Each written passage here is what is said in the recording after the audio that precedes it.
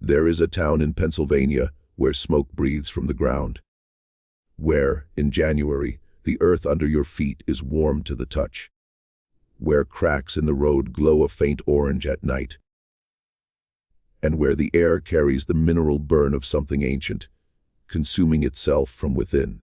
Something that should have been put out decades ago, but wasn't.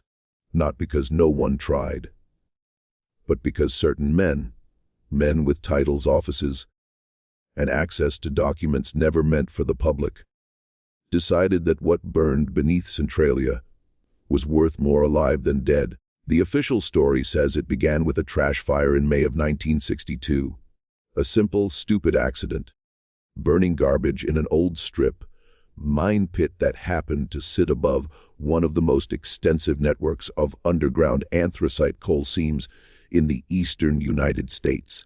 The fire was lit, the garbage burned, and then, according to the official account, the fire was thought to be out.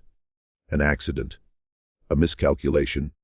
One of those things that just happens. But if you talk to the people who actually lived in Centralia, the ones who fled years before the government finally told them they had to, the ones whose children developed respiratory conditions doctors couldn't explain, the ones whose homes cracked and sank while local officials insisted nothing was structurally wrong, dead certain, you start to hear a different account. A story about a fire that may have been made possible by decisions taken years before anyone struck a match. About a company that had detailed engineering assessments of the underground geology beneath Centralia. Assessments that identified the dump site as a specific risk for fire transmission into the coal seam. Wrong here. Look at this. Those assessments were sent to the state government more than a year before the fire started.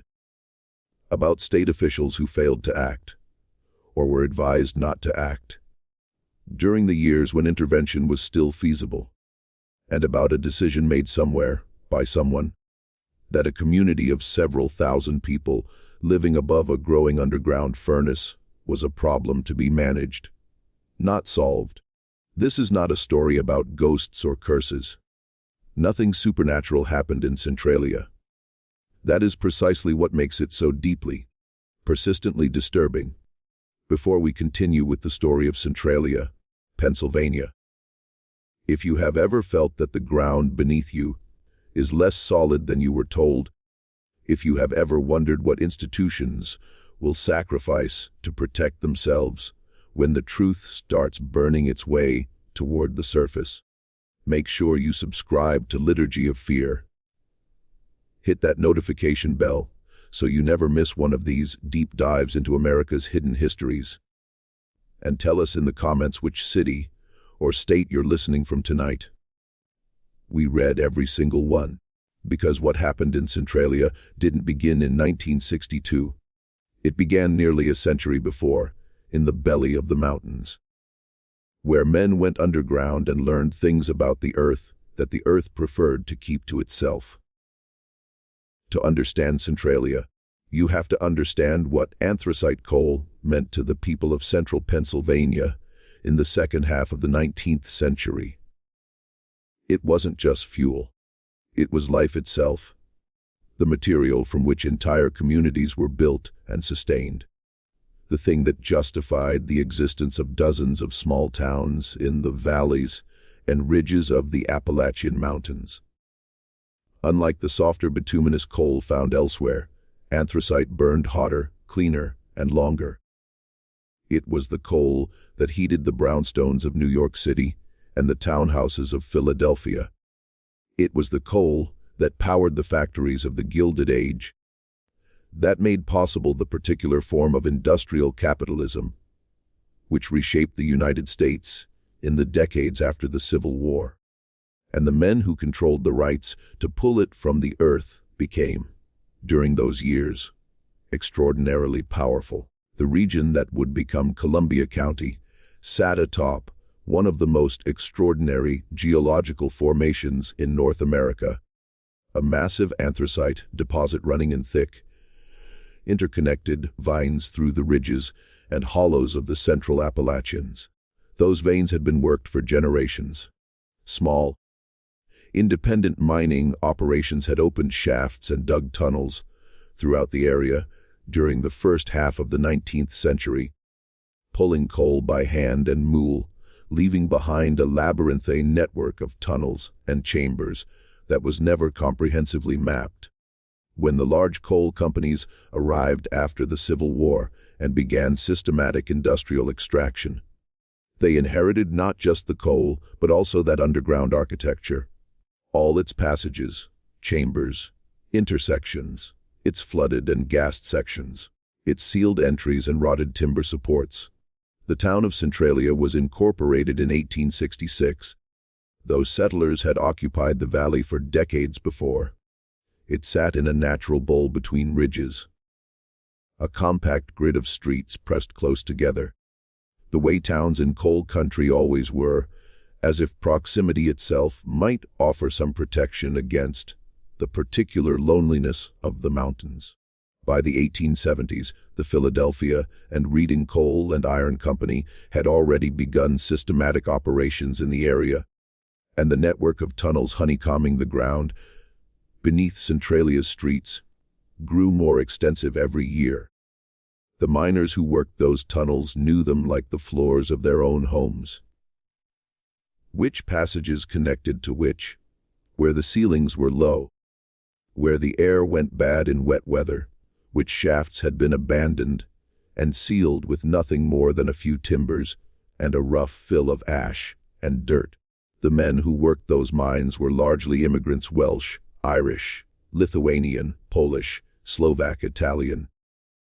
They had come to the Pennsylvania coal regions because the companies had recruited them, sending agents to ports of entry with promises of steady wages and company housing.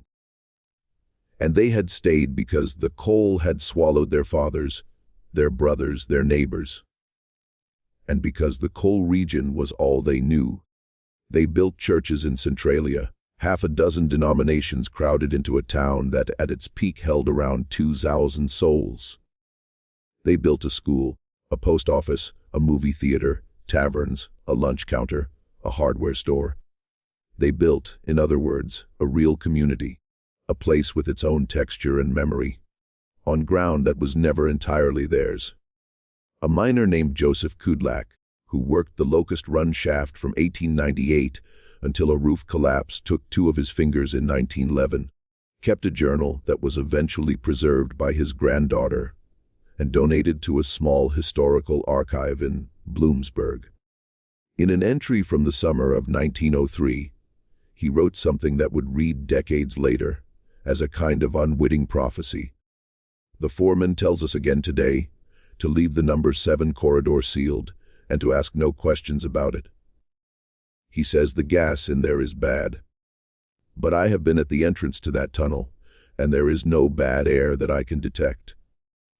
Only old coal and empty dark, and the sense that whatever is wrong in that place, the company already knows what it is and does not intend to share the knowledge. What Kudlak had sensed, but lacked the technical vocabulary to fully articulate, was that the geological map of Centralia's underground was more complex and more dangerous than the company had ever disclosed to the miners or the community above. The veins ran not only deep but shallow, in some places less than 50 feet beneath the town's streets and yards, and those shallow seams connected to deeper ones through the labyrinthine system of old workings left by generations of small-scale extraction. The ground beneath Centralia was, in other words, full of holes, interconnected, partially sealed, partially flooded, partially filled with gases that accumulated in confined spaces. A vast subterranean architecture that no single person had ever fully mapped. For decades, that simply meant living in Centralia involved a particular kind of background, unease, the occasional subsidence cracking a foundation, the sulfur smell rising from certain patches of yard in wet weather, the mine foreman who discouraged questions and kept their own counsel about what they knew of the underground. People adapted. People in coal country had learned, across generations, to adapt to things that would have been intolerable elsewhere. That was part of what it meant to live there, a certain toughness, a certain silence about what was simply the condition of one's life. And then, in the spring of 1962, someone lit a match. The official account of what happened on May 27, 1962, is almost deliberately mundane. Members of the Centralia Borough Council authorized the burning of the town's garbage dump, as they had done in previous years, without incident. The dump occupied an old strip, mine pit at the edge of town on Langdon Street. A shallow excavation used for waste disposal for some time, unremarkable as municipal dumps in small towns always are. The fire was set. The garbage burned. By all outward appearances, the fire was extinguished after the burning was complete.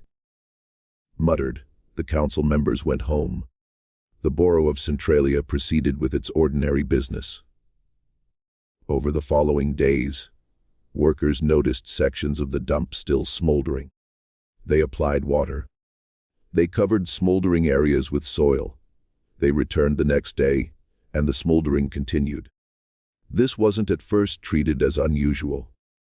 Dump fires sometimes lingered, and the standard remedies usually worked within a few days.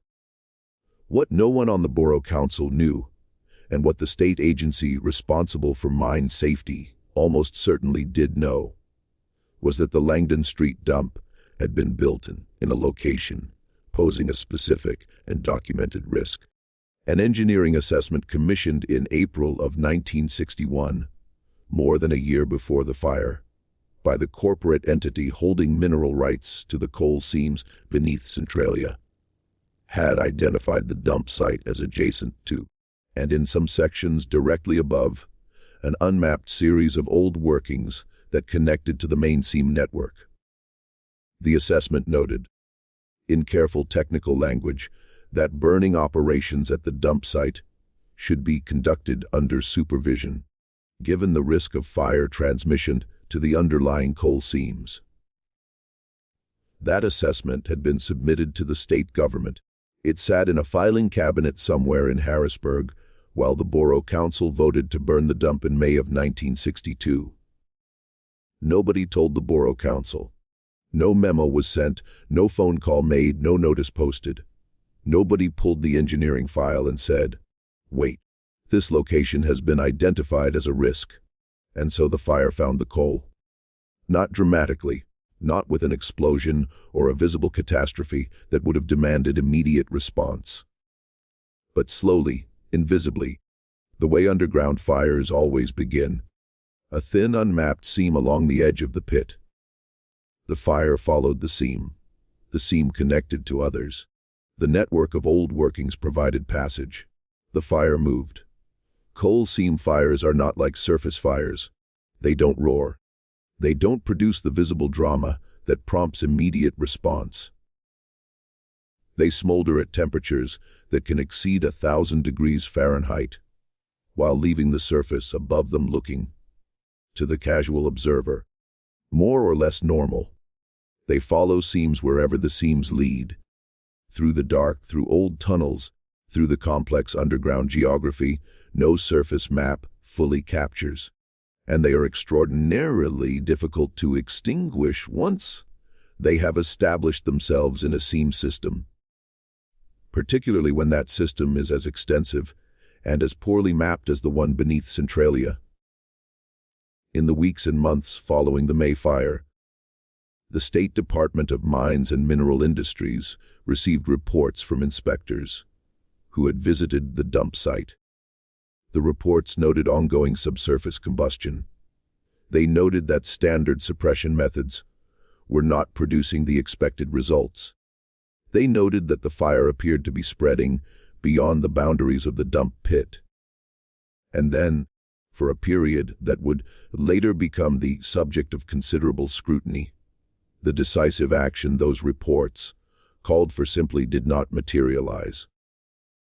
The reasons for that inaction bring us to the part of the Centralia story that the official histories tend to narrate as bureaucratic inefficiency, interagency coordination failures, budget constraints, the challenges of responding to an unprecedented situation. Those explanations are not entirely wrong. They are simply incomplete. In 1962, the coal industry in Pennsylvania was in a state of managed decline. The great anthracite companies that had dominated the region for decades had largely completed extraction of the most accessible seams and had pivoted to protecting and monetizing what remained of their underground assets. For the mineral rights beneath Centralia, the legal ownership of the coal still in the ground, were held by a corporate entity that was itself a successor to one of the original mining companies, now part of a larger energy conglomerate based in Philadelphia. Those rights had value even for coal that was currently inaccessible. In an era of energy uncertainty, the prospect of future extraction from those seams was worth something to the men who held the rights. And the value of those rights was directly affected by what happened on the surface above them.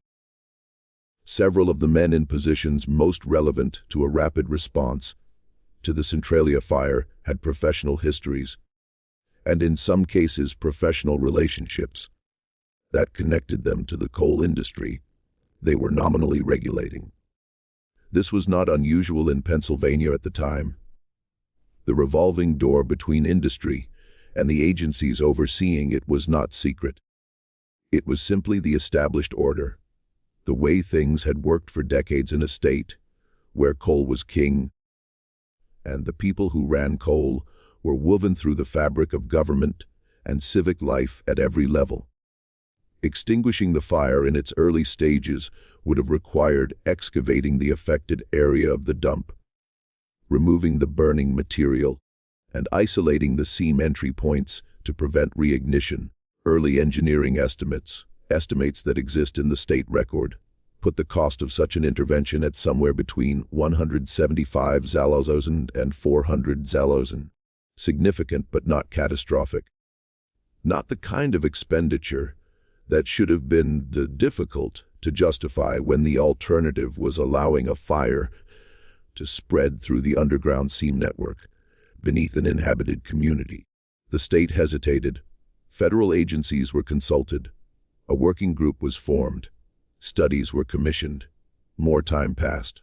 By 1965, 3 years after the initial fire, the underground combustion had moved well beyond the dump site.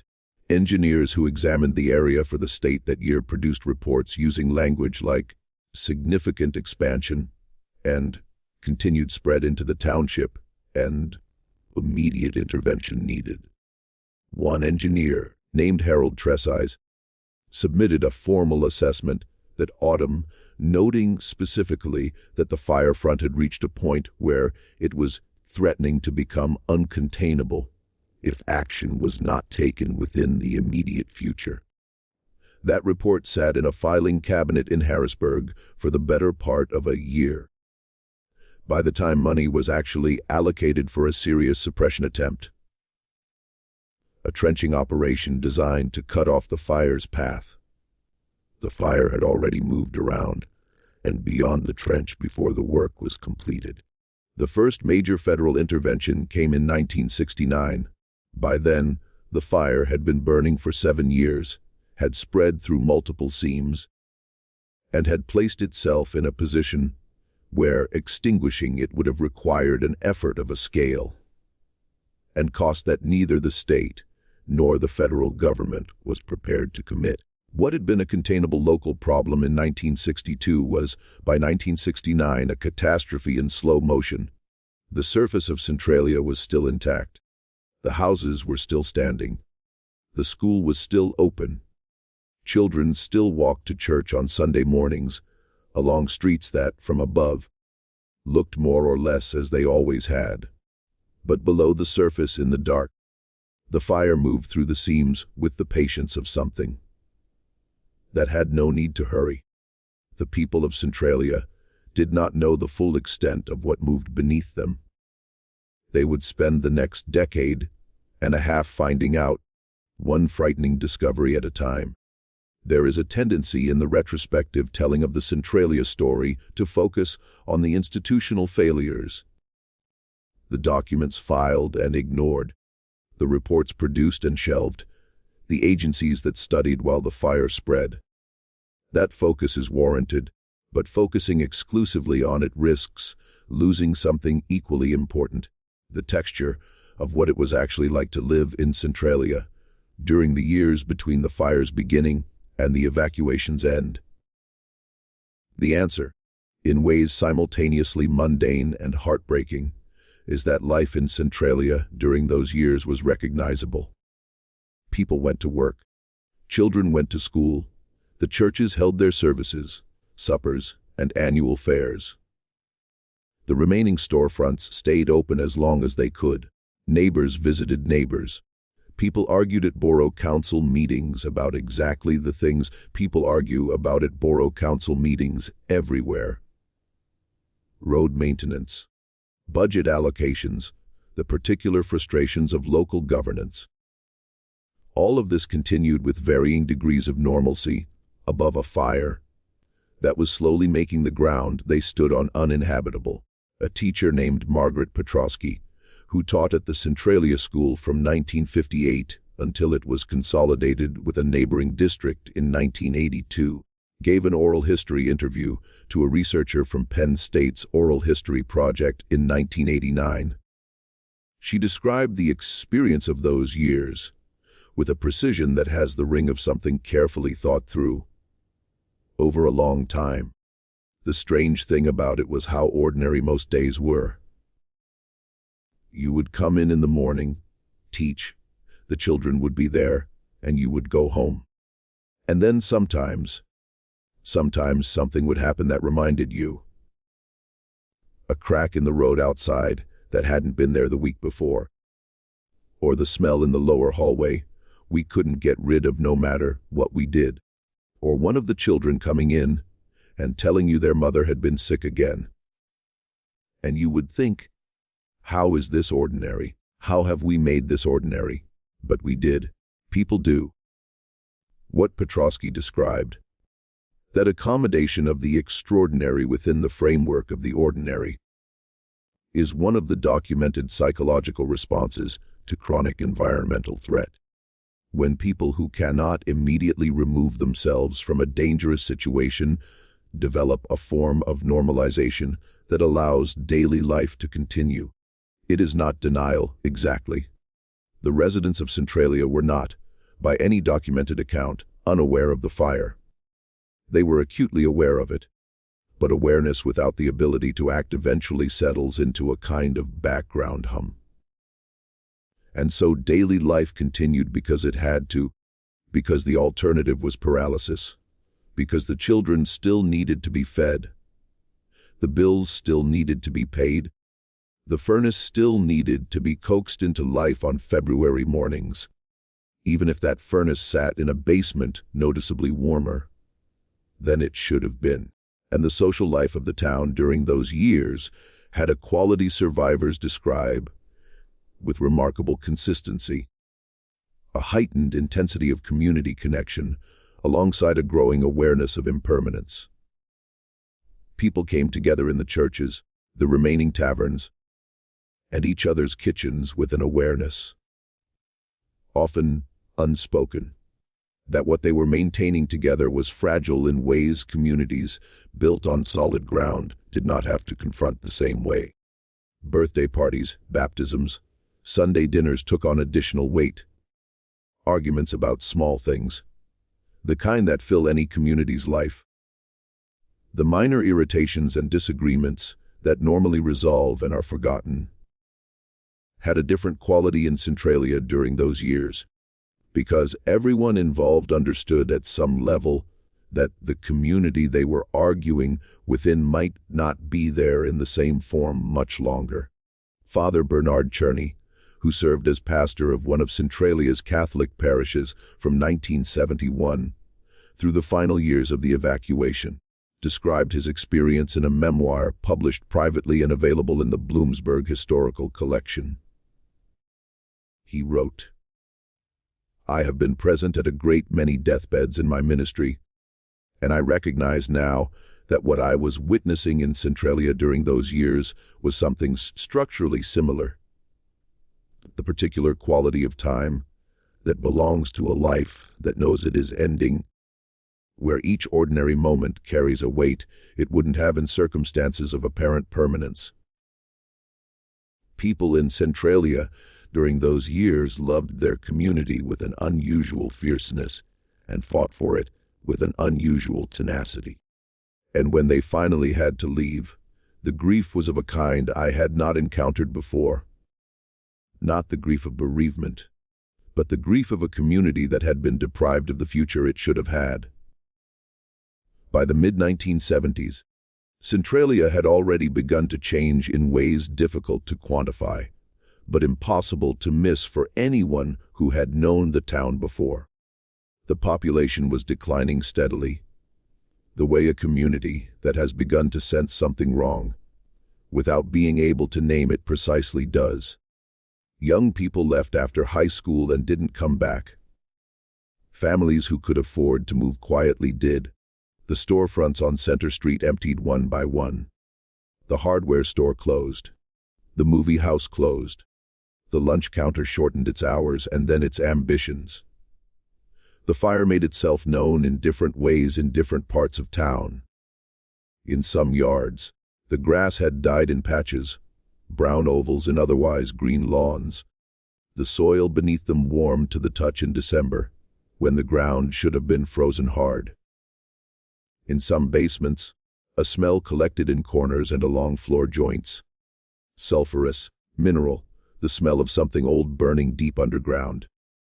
Carbon monoxide, colorless and scentless, accumulated in enclosed spaces at concentrations that gave people headaches, slowed their thinking, made the air feel thick and wrong in ways hard to articulate to someone who hadn't experienced it. In at least a handful of cases in the documentary record, people lost consciousness in their own homes.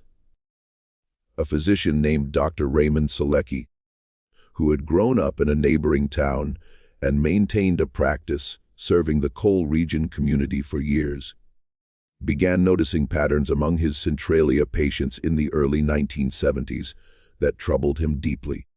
He documented elevated rates of respiratory illness among residents of certain blocks.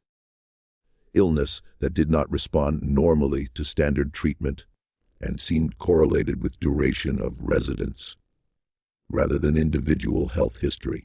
He documented neurological symptoms consistent with chronic low-level carbon monoxide exposure, fatigue, persistent headaches, cognitive dulling that patients described as an ongoing mental fog, mood disturbances in people with no prior history of such symptoms. He documented, in one section of town that sat above a portion of the seam network where the fire had been active the longest, a pattern of pregnancy complications he could not attribute to any cause other than the air quality in that neighborhood. Dr. Selecki submitted his findings to the Pennsylvania Department of Health in 1977. He received an acknowledgement letter. He submitted a follow-up with additional documentation in 1979. He received another acknowledgement letter. In a letter written to a colleague in March of 1980, he described his frustration with a precision still reads as striking. "I have come to understand that the people of this community are, in the calculus of whoever is making these decisions, an acceptable loss. Not in any policy document, nothing written explicitly, but in the pattern of what happens to every request for action. It is studied. The study generates recommendations. The recommendations generate further study. And the families living above the fire breathe the air and wait for something to change." The story of Walter Gasparetti gives that abstraction a particular human face. Walter was born in Centralia in 1931, the son of an Italian immigrant miner who had come to the coal region before the First World War and never left. Walter grew up in the town, married a woman named Rose Brennan Zevra, whose people had been in the valley since the 1880s, and spent his working life as a plumber serving the local community. He knew the town the way you can only know a place you have inhabited across a lifetime. Every house, every basement, every furnace that needed coaxing in February. He was, by any measure, a man who understood his environment. In 1973, Walter noticed his basement was warmer than it should be. Not alarmingly at first, but distinctly, persistently warmer in a way that didn't respond to any obvious mechanical explanation. He installed a carbon monoxide detector on the advice of a neighbor who worked with the mine rescue service and had begun telling people quietly to take precautions.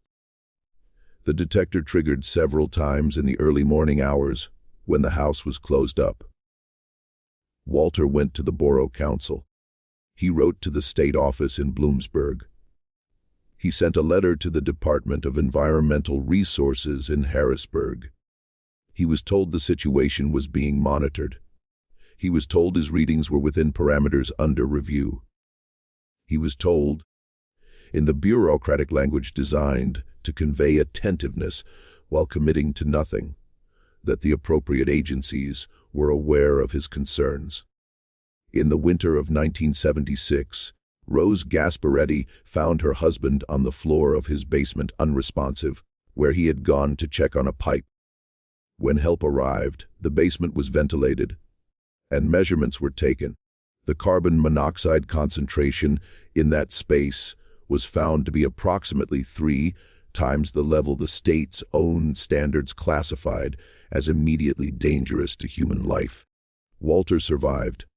The damage to his heart and lungs was not reversible. When Rose testified before a state legislative committee in 1983, 7 years later, by which point the evacuation of Centralia was well underway, she brought the letters. She had kept every letter Walter had written to every agency and every form response those agencies had sent back.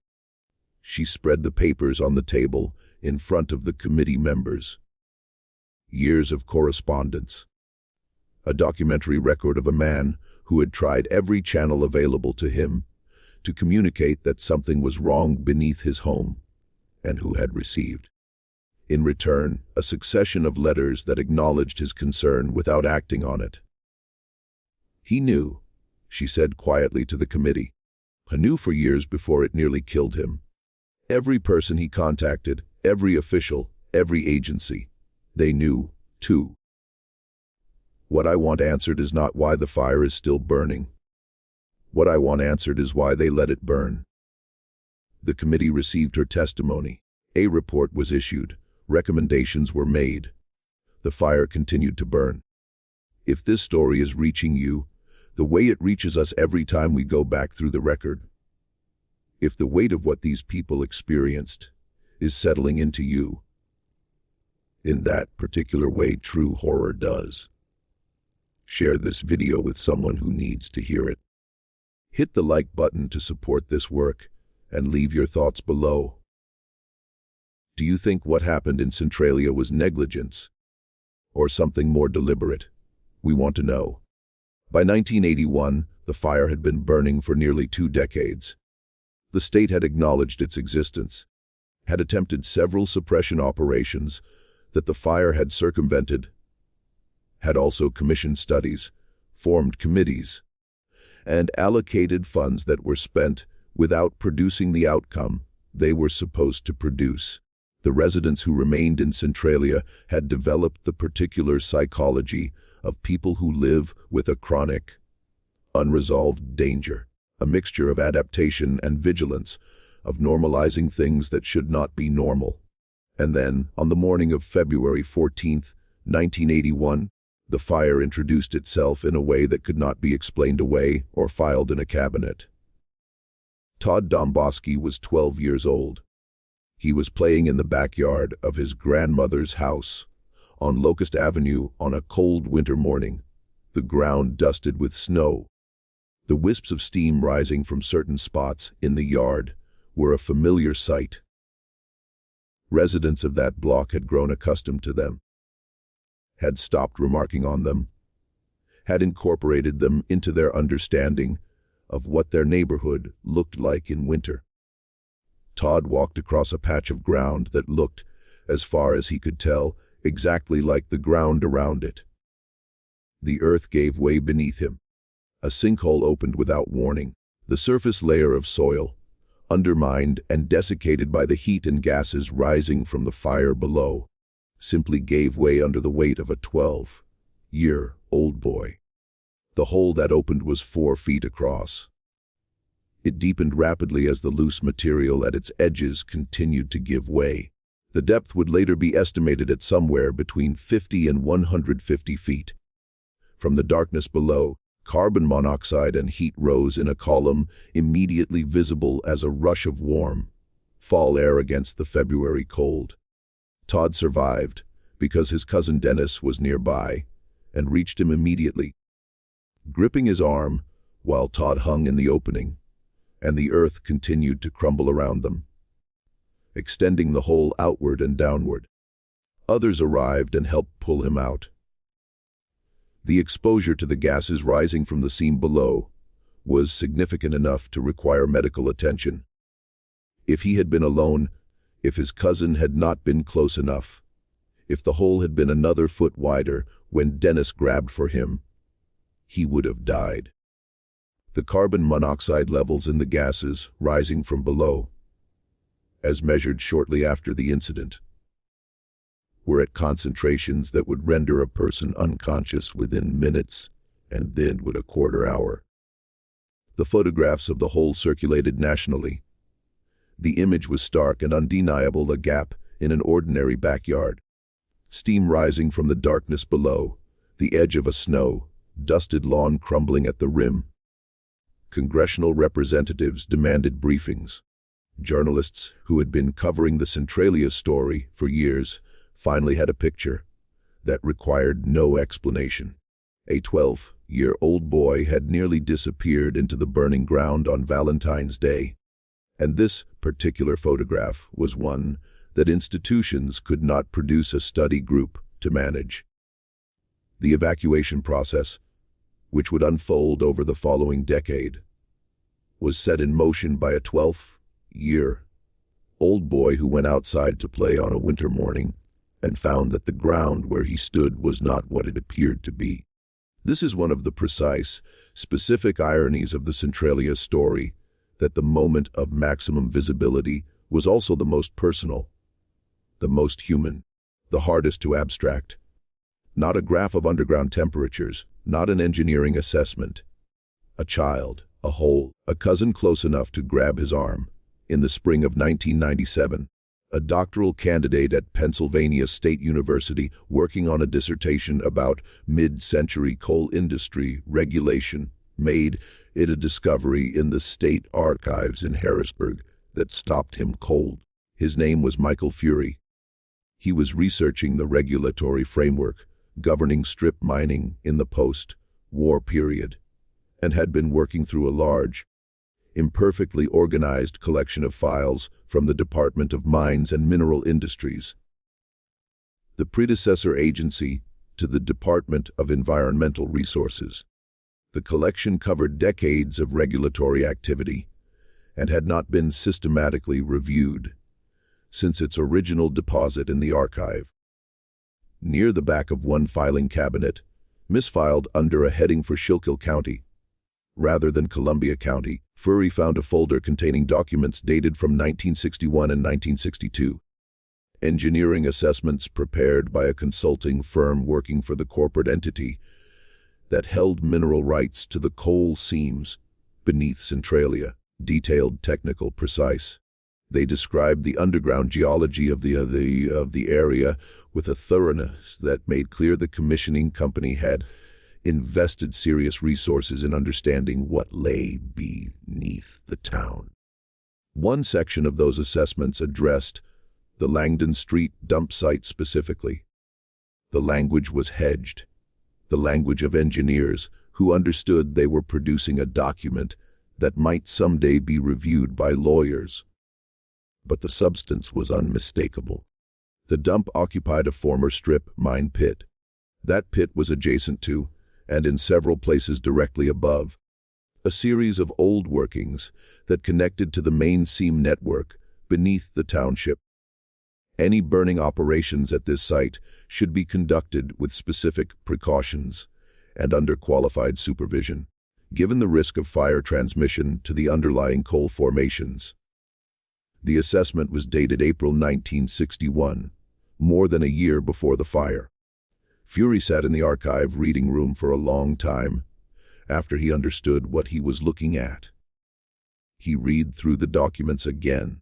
He identified the state agency filing code on the folder, which indicated it had been received and logged by the Department of Mines and Mineral Industries. Received, logged, filed, and then, apparently, never acted upon in any way that prevented the Borough Council from authorizing the burning of that same dump site 14 months later. The Borough Council had no access to the mineral rights assessments submitted to the state agency. They were a local governing body making a routine municipal decision. They did not know that an engineering firm had told the state government more than a year before that the burning at Langdon Street posed a specific and identifiable risk. They could not have known. That information was in the wrong room, in the wrong cabinet, in the wrong folder, in an archive in a city 60 miles away. Fury contacted the State Archives Administration. He contacted a historian at Bloomsburg University who had written about Centralia. He contacted a journalist at the Philadelphia Inquirer who had covered the Centralia story extensively in the 1980s. The journalist made inquiries. She contacted the Department of Environmental Resources, the State Attorney General's office, and the corporate successor to the entity that had commissioned the 1961 assessments. The response from the state was that the documents were historical materials outside any applicable statute of limitations. The response from the corporate successor was that its legal team had reviewed the matter and had no comment on historical documents. The response from the Attorney General's office was that no investigation was warranted based on the information provided. The documents were described in a sidebar article in the Inquirer in 1998. It ran on page B7. There was no follow-up investigation, no legislative hearing, no formal inquiry into how an engineering assessment identifying a specific fire risk at a specific location had been received by the state, and then filed without any action to prevent the risk it described. The fire beneath Centralia was still burning when the article ran. It is still burning now. The emptying of Centralia did not happen in the swift, decisive way of emergency evacuations. It happened the way slow catastrophes always resolve unevenly, incompletely, with the people most affected carrying the weight of decisions made at a distance by institutions that would not be living with the consequences. Federal relocation funds began arriving in 1984, following years of congressional attention and the sustained advocacy of a small group of residents who had, by that point, become practiced navigators of the machinery of government response. Families began accepting buyout offers. Some left with relief, grateful for any resolution to a situation that had been unresolved for more than 2 decades. Some left with fury, the particular controlled anger of people who understood they were being compensated for something that should never have happened at all. Some held out for better terms, arguing with federal agents over property valuations in kitchens where carbon monoxide detectors had been sounding for years. And a few simply refused on principle or from necessity or from the profound human unwillingness to accept that the life you have built and the place where have buried your dead is simply going to be purchased out from under you at a price set by the people responsible for the situation in the first place. A woman named Eleanor Whitoshik, whose family had been in Centralia for 3 generations, refused the first 2 buyout offers and stayed on Locust Avenue until 1992. She had raised her children in that house. She had buried her husband from the church 2 blocks away. She had worked for decades at the lunch counter that closed when the grocery store closed, when the hardware store closed. She knew the town in the intimate, accumulated way that only long habitation makes possible.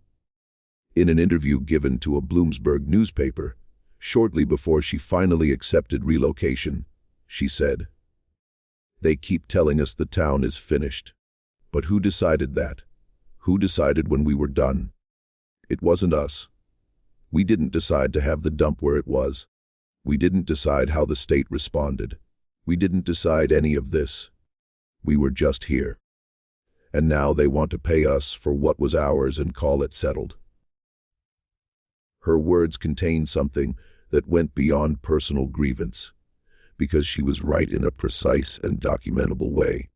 The people of Centralia had not decided to build a garbage dump on ground above unmapped mine workings. They had not decided to have the state in possession of an engineering assessment, identifying the dump as a fire risk, without acting on that assessment. They had not decided to have officials who delayed intervention through the years, when the fire was still containable. These decisions had been made for them by systems and institutions operating with interests and information that the residents of Centralia did not share and were not told about. By 1992, the population of the town had fallen below 100. By 2000, it was fewer than 20. The zip code 179027 was discontinued by the United States Postal Service in 2002, a bureaucratic confirmation that the town, for official purposes, no longer existed. The street signs were removed. The roads that had served the departed neighborhoods were torn up. The property acquired through eminent domain was left to whatever process of slow reclamation the vegetation, the elements, and the heat rising from below would perform upon it.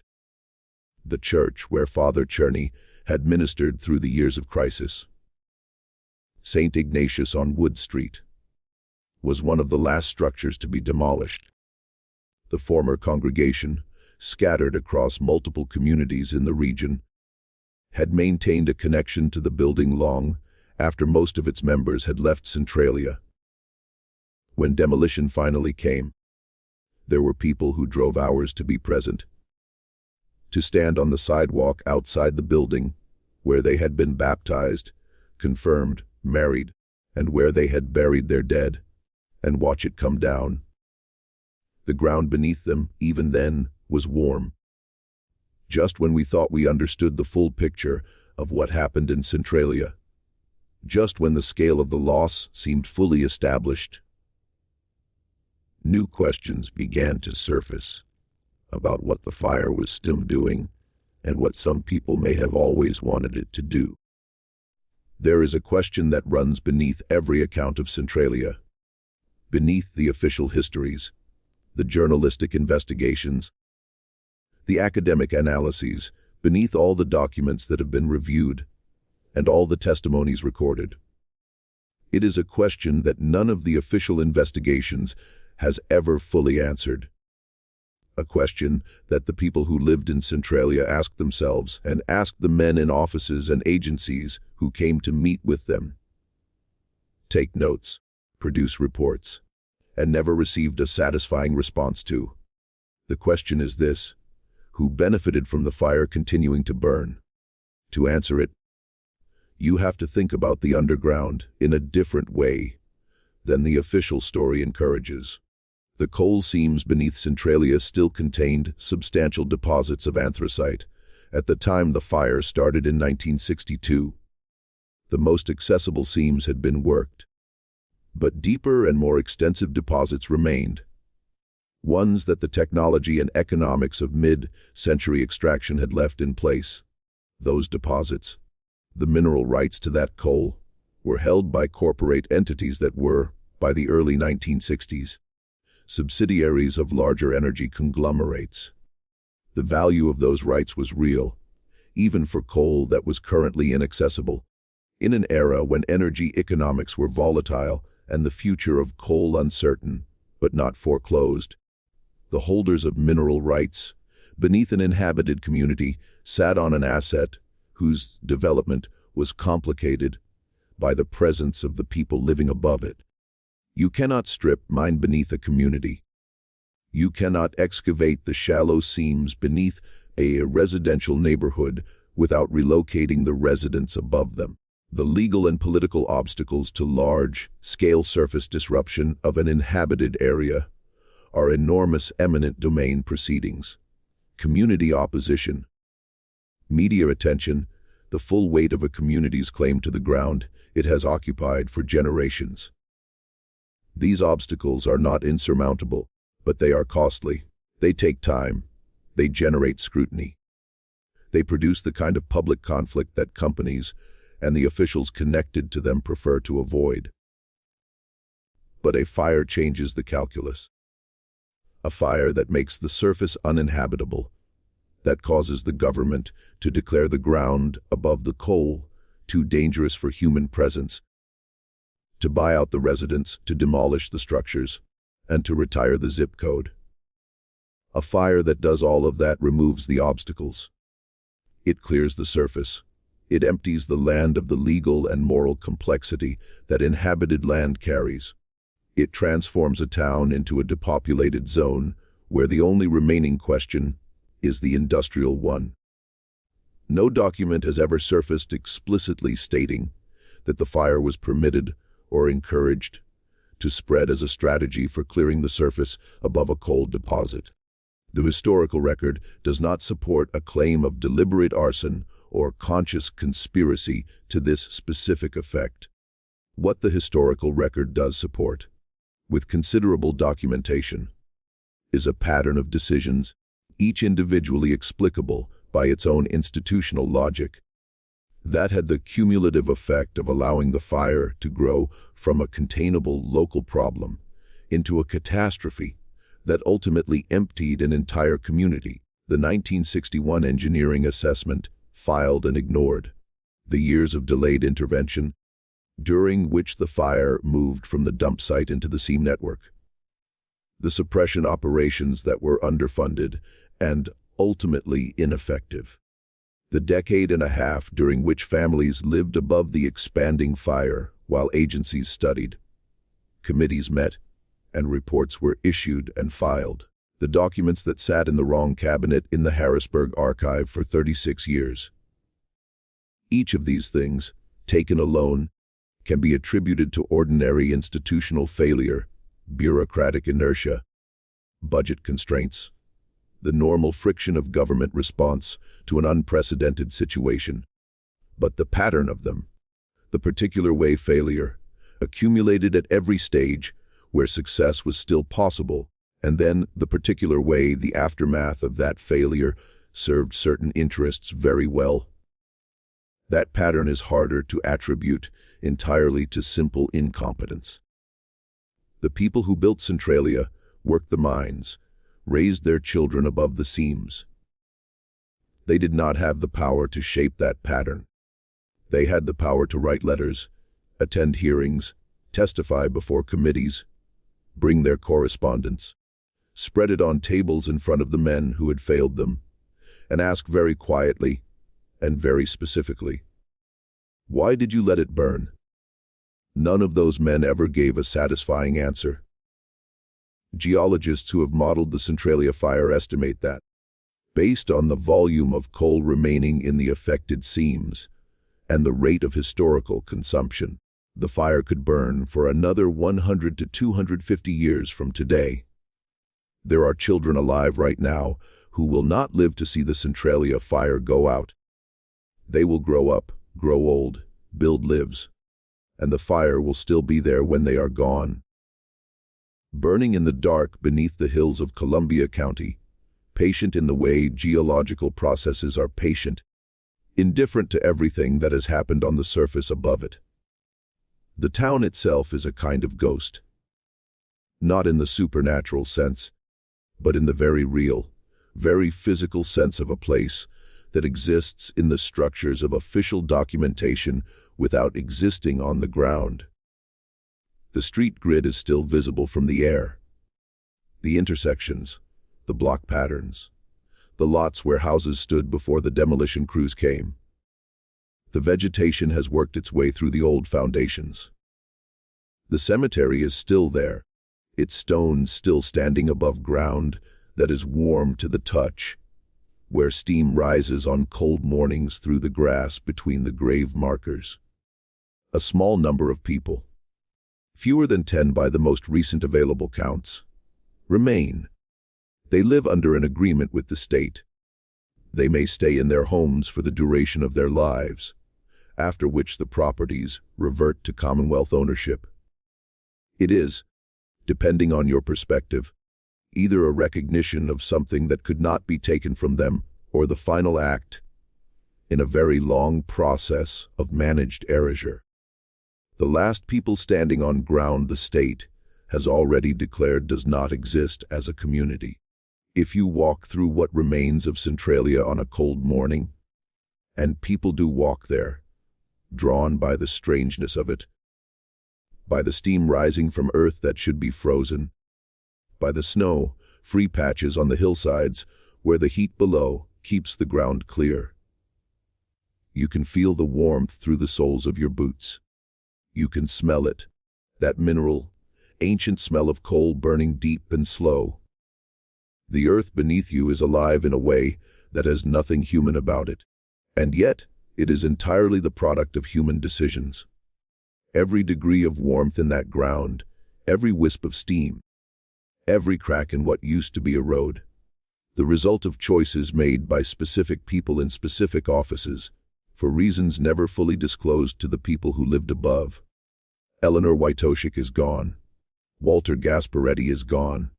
Dr. Raymond Selecki is gone. Harold Tresize, who filed the 1965 report that sat in a cabinet for a year, is almost certainly gone. The men who received the 1961 engineering assessment and did nothing with it are gone. The lawyers who reviewed the liability exposure and advised their clients accordingly are gone.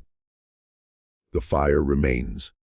And somewhere in the archives of the Commonwealth, in the collections no dissertation student has yet happened to look through, in the files that were correctly filed and have therefore attracted no special attention, and in the boxes that were sealed when certain departments were reorganized and haven't been opened since. There may be documents that would tell us more precisely what was known, when and what was decided, documents that would put names, dates, and institutional affiliations to the pattern of decisions that turned a garbage fire into a 60-year catastrophe. We don't have those documents.